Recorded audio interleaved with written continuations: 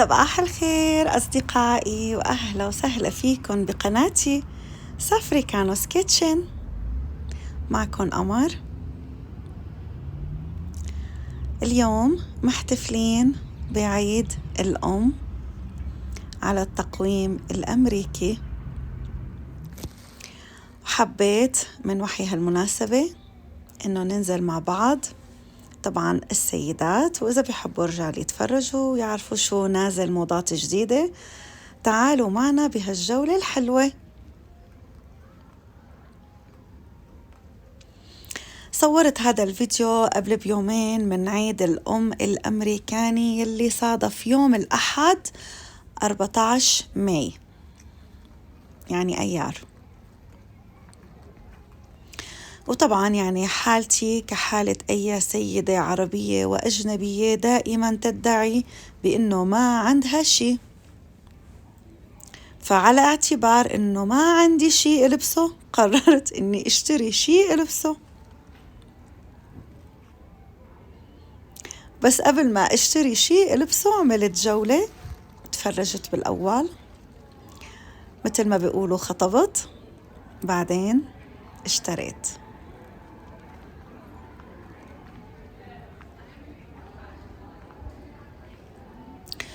جولتنا اليوم رحنا على المول، تحديدا رحنا على بارك ميدوز مول. المحل اللي أنا عم بفتل فيه اسمه ديلردز،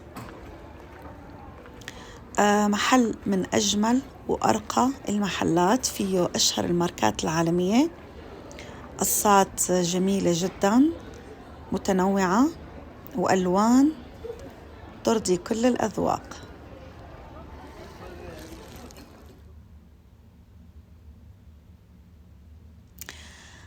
بما أنه نحن سيدات، أحكي عن حالي، ولادي ما شاء الله الله يحميهم كبار، فأنا بالنسبة لإلي ما بحب كتير أتسوق أونلاين، يعني نادر جدا جدا جدا لحتى إني أشتري شغلة أونلاين.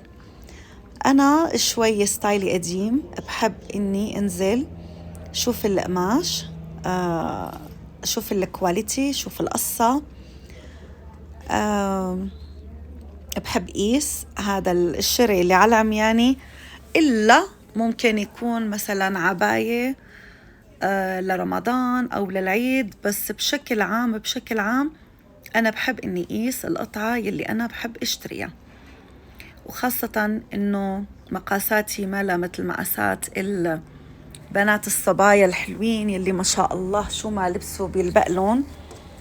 أكيد أنا وقت بشتري بحسب حساب أشياء كتيرة، بلاقي شغلة أول شيء تناسب عمري، تناسب جسمي وصحتي، يعني بحاول إني إذا في مثلا ديفويات إني أخفيها، وإذا بلاقي الألوان المناسبة والقماش يكون طبعا تقيل وحلو. خبرتكم من أول إنه لأنه نحن اشتغلنا أنا والوالدة وستي بمجال الخياطة والأزياء، فيعني هي أخذتها منهم، يعني هي شغلة بديهية. المهم أنا ليش حبيت إني صور لكم؟ أول شغلة إجاني طلبات كتيرة إنه يا قمر يا ريت كل ما بتروحي مشوار يا ريت تصوري لنا، فتكرم عينكم ولو غالي والطلب رخيص، يعني هي شغلة بسيطة. وأنا من النوع بحب كتير صراحة إني أتسوق، يعني مزودتها شوية بهالقصة، بس هيك مرق عندي أنا وابني كريم الله يسلمه، طالع نسخة مني، يعني كل ما بيكون ضايق خلقه بتلاقوه ضايع بالمول. فالسنة حورجيكم شو نازل، موديلات وألوان. الملفت أكتر شي يعني لفت لي نظري إنه كتير في ألوان الهادية دارجة والصاخبة دارجة، يعني شفتوا اللون الأورانج، الأصفر، الفوشيا دارج بشكل منه طبيعي كتير، وكمان دارج الأكمام المنفوخة. هلأ رح نشوف مع بعض كتير الأكمام المنفوخة، وشفت كمان الدرابيه دارج يعني بشكل كتير أنيق وحلو. أنا تجي إلي يعني إذا بشتري المحل كله ما بقول لا. كله بلاقي له لبسة وبلاقي له دبارة. بس وأنا عم بفتل يعني حاولت قدر الإمكان إني ما صور الأشياء اللي أنا لبستها اشتريتها ولبستها، يعني بتشوفوها علي أحسن. هلأ شوفوا هون مثلا المانيكان حاطين ملبسينه لون الفوشيا، هون الأورانج بدرجاته، هذا فاتح شوي وفي الأورانج الفائع، شفت كمان اللون الناري، يعني شو بيخطر ببالكم دارج. بس للصراحة كله حلو، يعني أنا كتير رضيانة عن موضة السنة، أنا كتير عجبتني وقدرت إني اختار منها أشياء حلوة كتير وملائمة. لنوه لنقطة صغيرة شوي ليلي عايشين بأمريكا، نحكي عن السيدات يعني اللي جابوا أولاد وممكن إنه بدهم يروحوا مناسبة أو بدهم يروحوا حفلة. أنا بالنسبة لإلي المحلات العادية ما بفضل كتير إني اشتري منها تبعات اللبس، يعني إذا شي مميز بدي جيبه بفضل إني أنزل للمول واشتري من المول، لأنه قصاتهم بتيجي كتير مرتبة وحلوة.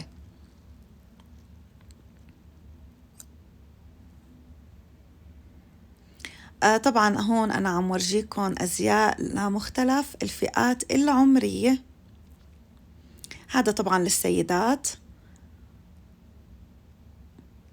بما أنه ماما بلاقيها ما لا قدرانة أحيانا تنزل فأنا صورت لها هذا القسم للسيدات الكبار شوي اللي حابين يشوفوا شو نازل موديلات وألوان. يعني حتى السيدات الكبار ما بتقتصر على الألوان الغامقة، بالعكس منزلي لكم موضات كتير حلوة وكتير الصراحة القمايش كتير مرتبة وأنا كتير عجبتني. شوفوا مثلا هالأزرق، شوفوا هالألوان هاي، يعني كلها ألوان فرحة وحلوة وتنسيقات بكل الألوان. يعني طبعا أنا ما بتخيل ماما لابسة هيك شي بس كل واحد. شوفوا هذا الجاكيت مثلا عن جد فكرته حلوة وعجبني، لو إني مثلا أنا نازلة قبله بوقت بجوز كنت اشتريته، بس هلأ توليت. ولو إنه نحن الطقس عنا بكولورادو بضل برد تقريبا كل السنة، نحن ما عنا إجمالا صيف، يعني الصيف عنا جون جولاي أغسطس بس، هدول هنين. هون فيكم تشوفوا إنه منزلين مثلا تانك توب، هدول اللي شايفينهم بتلبسوا تحتهم بنطلون أبيض مثلا. الحلو إنه عاملين لكم التنسيقات قدام بعضها، يعني اللي حابب يشتري قطعة كاملة بتلاقوها قدام بعض. وطبعا لخلص من قسم الأزياء كمان في قسم تاني هو قسم الجولري والأحذية. كمان فيكم تختاروا الأكسسوري اللي انتو بتحبوها أو المجوهرات والأحذية والشناتي. وكمان وقت الواحد بينزل وبيتفرج ممكن يكون عنده قطع عنده قديمة ممكن يرجع ينسقها من أول وجديد، يعني يلي مو حابب يشتري وتطلع بستايل وديزاين كتير حلو ومرتب. يعني أنا ما عم شجع طبعا على هدر الأموال، أكيد أي سيدة عندها بالخزانة تبعها أشكال وألوان، بس إنه تاخد فكرة وهي تنسق على كيفها. هذا الكم هذا اللي شايفينه أنا أخذت منه، لقيته كتير دارج وحلو ومرتب. اشتريت لمناسبة عيد الأم ألوان هيك هادية ورايقة. كان عنا كذا حفلة، الحفلة يلي حضرتها مع ماما فضلت إني ألبس عليها فستان لون زهري بأكمام زهري فاتح كتير، لأنه كان أغلب المعزومين على الحفلة سيدات شوي كبار بالعمر، فأنا فضلت إنه يكون ستايلي كلاسيكي. ونسقت معه طبعا الكندرة والشنطة والذهب أو الأكسسوار اللي حابينه. شوفوا هاد مثلا كتير مرتب وكتير حلو، مطبقينه مع بنطلون أبيض، ممكن كمان يطلع حلو مع جينز. واليوم الثاني اللي احتفلوا أولادي فيني اشتريت جبت جامب سوت لون أزرق حلو، يعني بعدت شوي عن الألوان الصارخة. لقيتها هيك ستايل شبابي لأني أنا طالعة مع أولادي، كنت أولادي كلهم صغار منهم كبار بالعمر. يعني وقت الوحدة تشوف الموديلات وعلى حسب المناسبة يلي هي رايحة عليها فيها تختار الأوتفيت اللي بتحسها مناسبة لجسمها وللمكان، وطبعا الألوان والقمايش. يعني عن جد ما شاء الله ما مخليين ستايل حلو، مو منزلينه. يعني أنا كتير كنت عم بتفتل بالأول، فتلت عم بتفرج شو في، شوفوا مثلا هالدريس ما أحلاه، عن جد حلو كتير باللون بالديزاين، عاملين منه ألوان. هي هاد أصفر مثلا، حتى صفاره حلو كتير حلو، وهذا زراءه حلو. يعني هيك خرج حفلة صيفية مثلا، وهي حاطين منه كمان على أحمر وكمان على أسود. يعني في أحلى من هيك قلولي. وهلأ طبعا حفلات البرايم تبع الأولاد كلياتها صارت أو بدها تصير، الله أعلم. فحاطي لكم أشكال وألوان، وهلأ بصير الأعراس كتير والحفلات والمناسبات. هون أواعي سبور عم ورجيكم 3 different design. شوفوا هالأصفر والأبيض والموف الفاتح الحلو، يعني عن جد ألوان رايقة. يلي بيحب يسافر مثلا بيجي بيتسوق بياخد أشياء حلوة. عجبتني كمان هاي الأوتفيت كتير حلوة ومرتبة.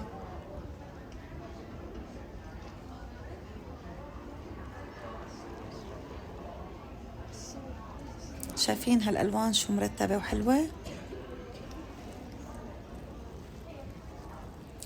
طبعا نحن هون بالمول بتلاقوا كلها ماركات يعني عالمية، مو انه مثل وقت بتشتروا اونلاين. الكواليتي حلوة، فيكن تقيسوا، فيكن تختاروا.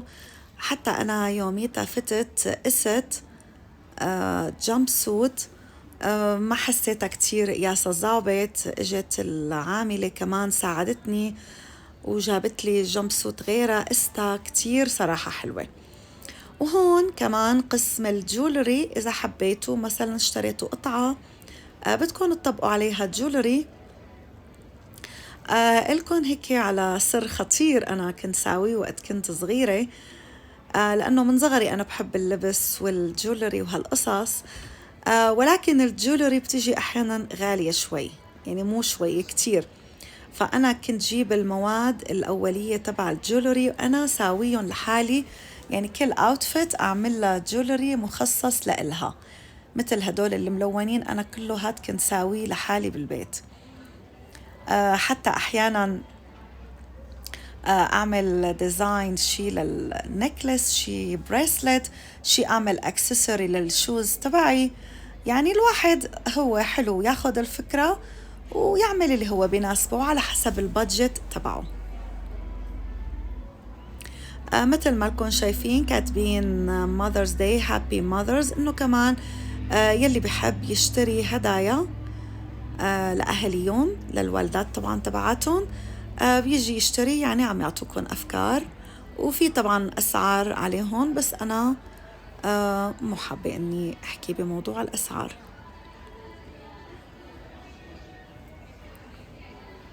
هلأ هون أنا خلصت تقريبا جولتي بالقسم، ولكن لسه حاطين هالأزياء. يعني لحد وانت نازل على الدرج بيورجوك موديلات شي بياخد العقل. للصراحة ألوان كتير زاهية وكتير كتير كتير حلوة وفرحة، يعني بتناسب الربيع والصيف. ومثل ما خبرتكم طبعا كل واحد بيختار الستايل اللي هو بيحبه. يعني أنا برأيي راضين كل الأذواق وكل الألوان وكل الموديلات. هلأ هون شوي رح نجي على قسم الأحذية، لأنه لفت لي نظري هيك كم شوز كتير كيوت وحلوين بياخدوا العقل.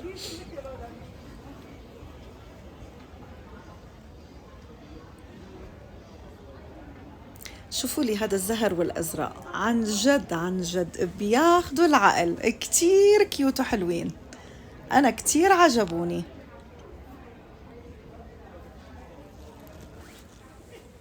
يلا، وإذا عجبكم الفيديو ما تنسوني من اللايك والشير والسبسكرايب، اشتركوا بالقناة، اشتركوا، الله يرضى عليكم. وإذا عجبكم الفيديو بعتوا لرفقاتكم. يلا، إلى اللقاء، باي باي.